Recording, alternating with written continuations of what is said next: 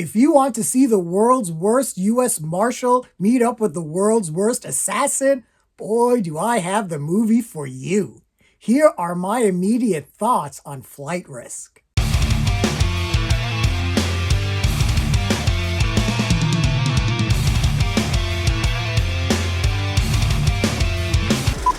Flight Risk is the newest action thriller directed by Mel Gibson, starring Mark Wahlberg, Michelle Dockery, and Topher Grace. A U.S. Marshal boards a small plane to transfer a government witness to New York. As they cross the Alaskan wilderness, tensions start to rise as not everyone on the flight is who they appear to be. Okay, look, let's just get into this. This movie is bonkers and crazy, and in some ways doesn't make a whole lot of sense. But this movie was hilarious at the same time. I'm not sure if intentionally or unintentionally so. So we have Michelle Dockery from Downton Abbey as a U.S. Marshal, and she is tasked with transporting Topher Grace, who is an accountant turned state's witness on a crime family in New York. And Michelle Dockery, I like her as an actor. And at times in here, I like her. And she is doing the best she can with the material she is given. But this U.S. Marshal is one of the dumbest people I have ever seen. This person makes decisions that no sane human being would ever make on this particular mission that they are on. So for example, they're supposed to transport Topher Grace on this little plane that's supposed to go from Alaska to, I think, Seattle. But Michelle Dockery, this U.S. Marshal, is the only one with them? That just seems weird. And what's even weirder is when the movie opens, she's with other police officers. So it just seems like she wouldn't be the only one, especially for a crime family like this big that they're talking about, that there wouldn't be just one U.S. Marshal on this case. And there are just things that, in terms of the construction of this movie, in terms of the editing, just doesn't make a whole lot of sense. There are scenes that seem very disconnected. Like we're seeing Michelle Dockery and Topher Grace talk in the airplane. You know Mark Wahlberg is there and he's like tied up, for example. And we see all this in the trailer. But it seems like at times Mark Wahlberg just isn't there. He's like blurred, but at the same time, it's showing him, trying to escape. And you would think their line of sight is there. They would be able to see him trying to, and it just doesn't make any sense. And you just have to go with it, I suppose. Topher Grace is actually really funny as the accountant turned state's witness. He doesn't shut up. He is a motor mouth and he has anxiety. He actually has a panic attack at one point. And this movie just reminds me how much I miss Topher Grace. He needs more roles. He was one of my favorite parts of BlacKkKlansman, playing the really stupid version of David Duke. And he's just a really talented actor. And he really did his best to rise above the material here. There was not a lot he was given to work with, but it definitely seemed like at times, I don't know if he improvised certain lines of dialogue. There were certain things that just seemed really spontaneous that were very funny in terms of the interactions that we'd have with either Michelle Dockery or Mark Wahlberg. And yeah, that brings me to Mark fucking Wahlberg. Oh wow, where do I start? So, Mark Wahlberg, first off, yes, he has that weird shaved head thing. He's wearing a headpiece. I don't know if it's a bald cap headpiece or if he shaved it. I think it's shaved because it kind of looks a little patchy. I don't know.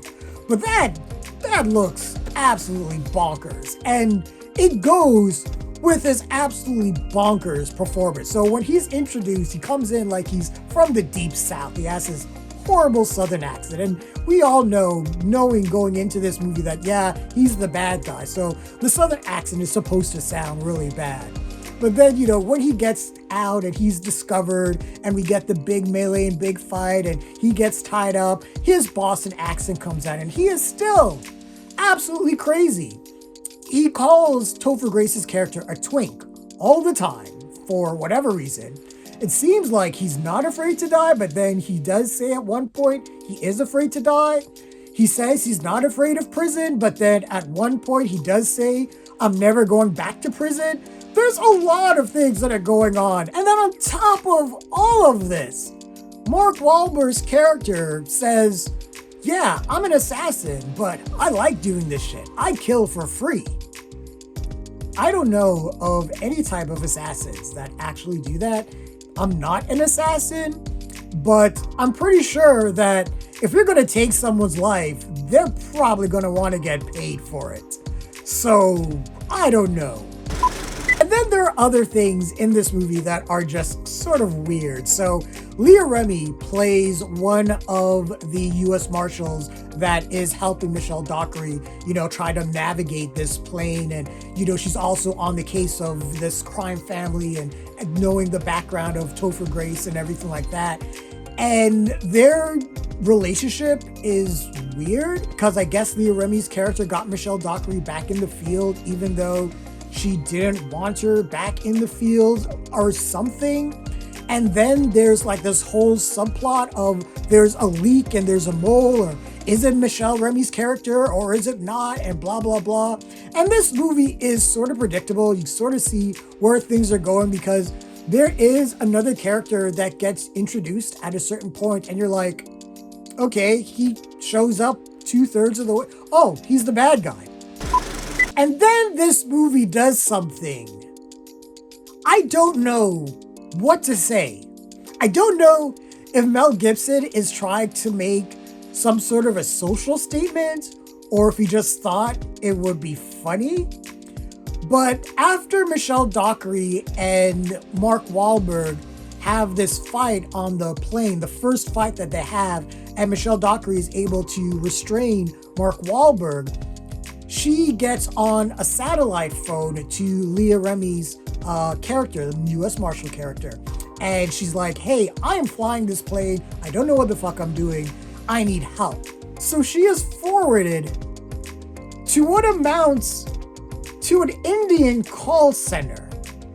We have someone of whether it's Indian, Punjabi, Sikh, whatever, but they're on the other line. Sounded like someone from the fucking Geek Squad of Best Buy trying to help Michelle Dockery land this plane, at the same time being super inappropriate, talking about how much he's going to like wine and dine her and everything like that. They've never met before. I don't know what that's all about, but that whole sequence is just wild. Like I said, I don't know what to make of it. Like, I don't know if Mel Gibson just thought it was funny. Ha ha, let's do an Indian call center with the pilot. I don't know, but I'll tell you this much, it sort of made me shrink in my seat a little bit. But this movie is supposed to sell us on the claustrophobic atmosphere of the plane that the three main characters are in, and, just the suspense and the tension of whether or not Michelle Dockery is going to be able to land this plane and be able to escape Mark Wahlberg's villain.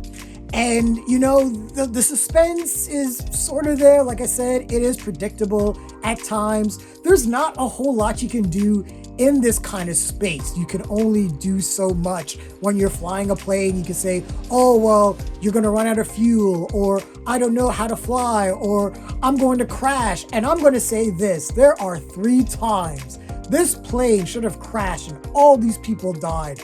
I don't know how they survived. That was just pure plot armor. Overall, Flight Risk is just a bonkers ride. Mark Wahlberg commits and gives one of his most batshit performances, and the movie at times is campy, unintentional comedy. But the rough patches for this movie was rough. The script didn't make a lot of sense. It made all of our main characters look like idiots. And that call center pilot joke thing? Yeah, Not feeling it. Mel Gibson tried. He tried to bring the suspense and the thrills, but maybe he should stick with being ambassador to Hollywood or whatever the fuck. Flight Risk is a flop for me. What did you guys think of Flight Risk? Share your thoughts, leave your comments, like the video, subscribe to the channel, and don't forget to hit that bell icon so you can get notifications as well. Thanks a lot, everyone. Take care.